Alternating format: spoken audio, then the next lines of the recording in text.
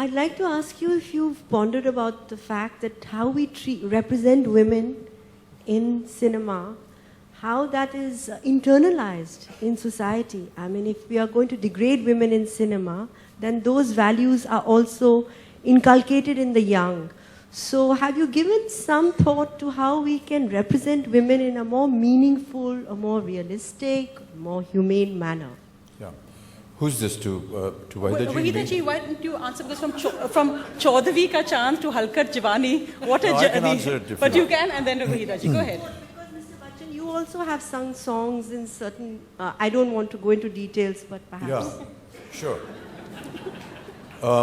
Firstly, ma'am, our profession is one that provides poetic justice in 3 hours. And you won't get this in a lifetime. I hope that you do, but I know that most individuals will not get that in a lifetime, maybe 7 lifetimes. So if there is any kind of atrocity that is shown towards women, we make sure that it is remedied, it is taken care of. The villain is always punished. Good will always prevail over evil. Yes, it's a very valid point that we must show women with greater character and strength. And there are many films that Wahida ji has been involved in, and several other film artists. My wife is here, Jaya is here, she's worked in several films where the leading person or the main force in the film has been the leading lady. Nuthan ji has done that, and Wahida ji has done that, Meena Kumari ji has done that. And in recent times, we've had at least 3 films that have been made by women. Zoya Akhtar made a film, Vidya Balan made a film, where she was the most important person. So we can't really say that we are all the time degrading women. Sorry? That's right. And Revati from South, she directs movies and